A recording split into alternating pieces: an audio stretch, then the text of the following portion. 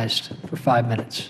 Thank you very much, Mr. Chairman. Ms. Baker, I'm about to have a town meeting in the District of Columbia because of complaints about noise over residential neighborhoods. Now, I asked Mr. Boeing asked Mr. Connor of Boeing whether or not noise was a part of the process. I think you yourself have testified that it is now part of the process. Now, what we find that FAA did when there were complaints in the past about flying over areas, residential areas, in this case in Virginia, was simply to fly over areas in the District of Columbia.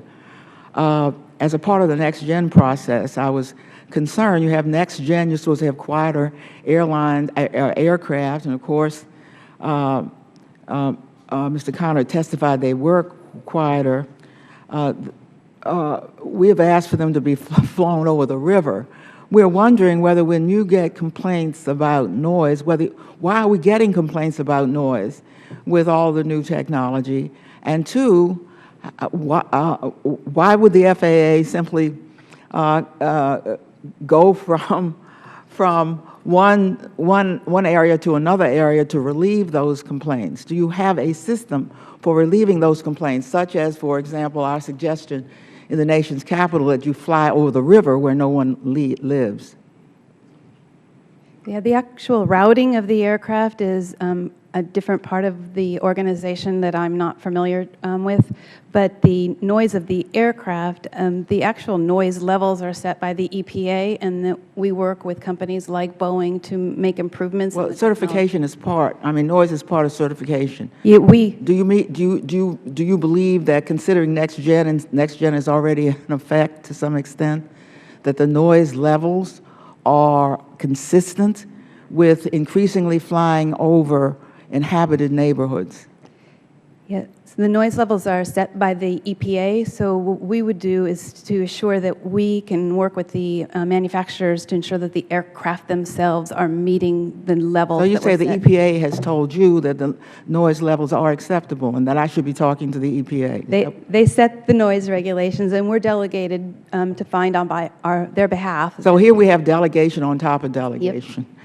Yep. Let me ask a question that was never fully answered. It is very interesting and in some ways troubling to hear Mr. O'Connor testify. I think he raised this on his own accord, that FAA should not lose its own gold standard role. There was no question that he feared that that was happening. I then asked him whether or not sequester and cuts had any effect. He didn't say they were the cause of the loss of the standard, but he testified that those cuts had hurt, and he gave some specific ways in which they had hurt. Now, leave aside China. This is my question. Why is the United States losing what had been a gold standard?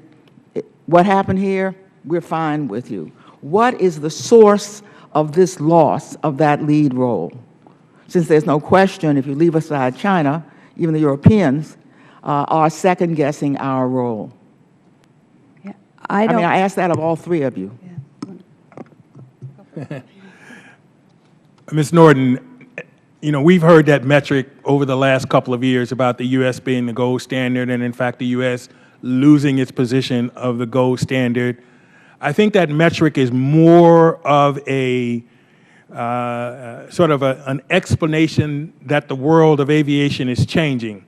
The manufacturers that we talked to had a mixed opinion about whether the U.S. was the gold standard or EASA was the gold standard or whatever. But what they were saying is, in the past, if the U.S. said okay, then it was okay.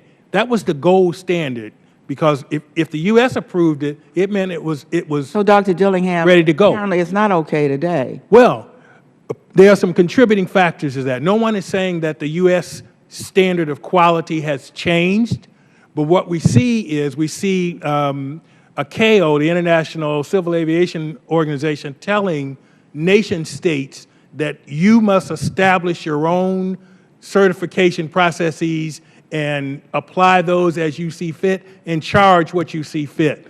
So instead of what it used to be that it could just go through, they're going through another process. So you don't think it casts any doubt on our standards here. It's just that everybody wants to do it his own and wants to repeat what's already been done. Exactly. If in other countries, those organizations have to pay for themselves, so automatically they're going to charge us. And no one is saying that, you know, our quality is any less. The world is just spinning with more civil aviation authorities. Well, in place. could I ask you this? That, in terms of the training, Ms. Baker, of your own engineers, we understand there's a shortage. I don't know what it takes to be an engineer, if you have to be an engineer to be a certified engineer, but there are complaints of inadequate training, even from your own personnel. What are the difficulties you're encountering in certification of engineers, so that you can feel confident that, in fact, the inspections should be recognized everywhere? When the engineers are hired by the FAA, they already come to us with an engineering degree, and most of the time with a lot of experience coming from a manufacturer of an aviation product. What Ray Connor Do you do your own training? We do our own training, and when there's new technology, we'll send them out to training that is outside of FAA, where there is the expertise for us to gain that from the absolute threshold experienced people. What Boeing was talking about was systems engineering. So we are currently hiring people with a lot of expertise in fields like structures and avionics. What we're moving towards is a systems engineer, someone who can look at the entire system and judge where they should be making the interventions and how they can improve the system and that's more of a process type of thing versus a specialty engineering. Thank you. Gentlelady's time has expired. The gentleman from North Carolina is recognized. Thank you.